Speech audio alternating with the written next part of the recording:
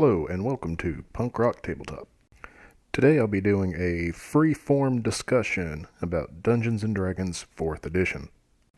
When this edition of the popular Dungeons & Dragons franchise was released in 2007, I believe it was, it came with a lot of negative reception from a long-time Dungeons & Dragons fans. The reason being, yes, there were many changes in gameplay, some of which I will of course discuss. But I think it really boils down to, this was my game, particularly the people that really loved 3.5 and 2. They're changing too much. This scares me. I'm afraid of change. I need an adult. Which in my opinion was a bit of a shame to have that sort of mentality, because one of the great things about the 4th edition of the game, it was really easy to get new players into not only Dungeons & Dragons, but tabletop role-playing. Now, several of my special group of a-hole friends came from the storyteller system made popular by White Wolf, while of course a couple of us dabbled in 3.5. But with the way they designed the 4th edition rules, we actually brought in several people that not only had never played Dungeons & Dragons, but really weren't into tabletop games at all. Before I go any further, I will do a quick rundown of the overall D20, DICE 20 system that the 4th edition uses, and a couple of little things about the gameplay that, in particular, I kind of enjoyed. For those that aren't familiar with the system, the D20 dice system for role-playing games heavily depends on the dice roll of a 20-sided die. Whenever the character you're playing wishes to take an action, whether it be a combat action like swinging a sword, firing an arrow, or casting a spell, or choose to do anything that takes any sort of brain power, like decoding an ancient text, figuring out a dungeon puzzle, or anything of the sort, the dungeon master or game master decides on a difficulty number for that action.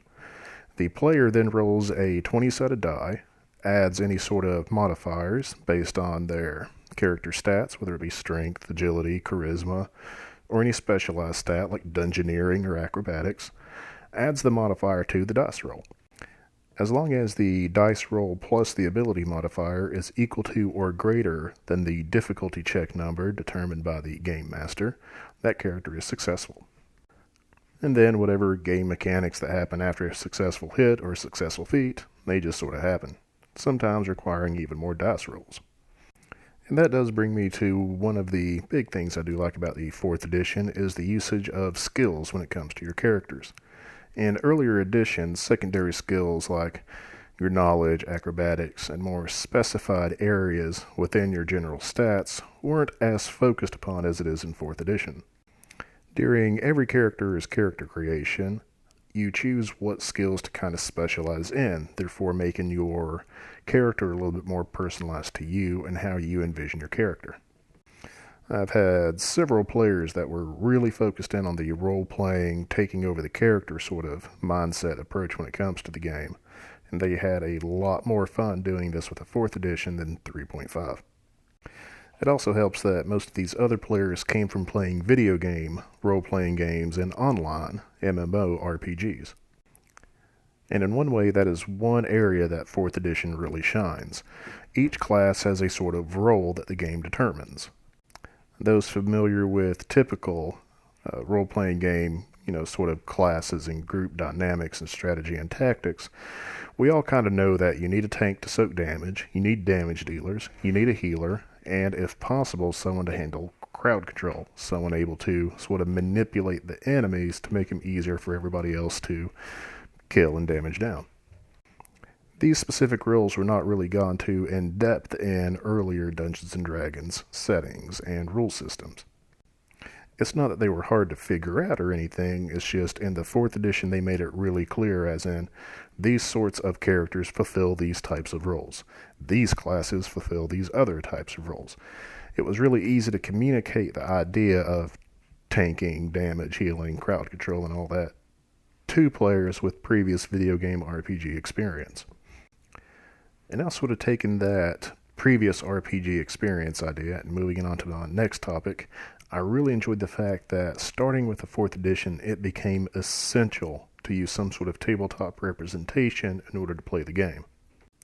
Previous editions of Dungeons & Dragons, and kind of less so with 3 and 3.5, tabletop representations of actions and what's going on wasn't really required. It kind of helped to visualize, but it wasn't really 100% essential to the rules. With the 4th edition of the game, you had to have placement, squares, and tile pieces, a tabletop map with characters and enemies being represented. That way you could actually do your abilities and everything that needs to be done in combat situations. I know a lot of players hated this fact because it required an extra investment, quote unquote, into the game that, if you hadn't been used to playing with tabletop things, you might not exactly want to do that. Which, don't get me wrong, it's understandable.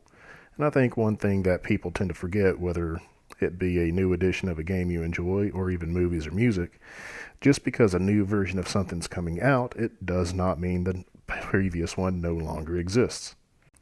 For those that prefer the old system without the tabletop items, that still exists. For me, I like it. It provided an extra level of tactics and strategy that you kind of needed to be aware of when playing these sorts of games. And don't get me wrong, I did spend a little bit of financial equities in order to get some, maps and tiles and creature tokens and player tokens and whatnot, but that's just how I roll. The game is more than playable using notebook paper, drawn grids, and paper clips or chess pieces.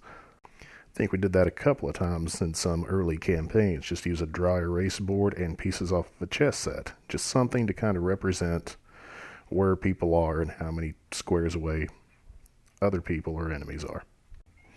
Speaking of combat tactics and strategies, one of my other favorite things about this edition that's unlike previous edition is how they handle abilities and spells. In previous versions of Dungeons & Dragons, clerics, wizards, priests, and all those sorts of caster classes had to prepare spells at the beginning of the day. Through the course of the day and adventure, once a spell was used, it was just used up until the class could spend an extended rest period of time and reactivate the spells. 4th edition has a much more streamlined and more video game sort of thing where every character, every class, has at-will spells that they could cast anytime and a number of times during an encounter spells, which can only be used once per encounter, and daily spells, which can only be used once per day. Again, keeping in mind that encounter is a specific battle, and one day is one day in-game, not one day in real life. That would just be kind of weird. Speaking of weird, one weird little side thing they did for the 4th edition was monster stats and levels inside of the monster manuals could be adjusted so that any monster could be leveled up or leveled down to where you want them to fight the players. It's a common RPG stereotype for low-level characters to only fight kobolds and little goblins and sewer rats and stuff like that. But with using the engines, scaling up of monsters up and down, there is nothing quite like the look of your players' faces when used to typical older systems where monsters were only in a certain level range. You send them out on a low-level mission to kill some sewer rats, and a level 2 beholder comes out from behind the corner. In my opinion, being able to do that with the monsters and enemies added a lot more flexibility and variety to the game, especially for those of us that have killed enough kobolds in our lifetime to be convicted of war crimes in Geneva. And now, before I self-incriminate myself anymore against international sanctions and war crimes, I will distract you by mentioning that it's time to go to www.theculturecache.com. Where there are plenty of articles and videos that do not break any parts of the Geneva Convention. At least I'm pretty sure they're not. I'm kind of worried about that two-man power trip guy over there, to tell you the truth. I know he says it's one-man power trip, but there's got to be a second guy there. There's no way that only one guy can do all that. Anyway, while you're there, check out that donate page. It links to our Patreon. Help us out a little bit, make you feel good about yourself, and it also allows you to control what content you see here at www.theculturecache.com. Also, add and follow me on Twitter at TomixFits. And trust me, I have no idea any more than you do what I'm going to tweet about. Let's discover that together.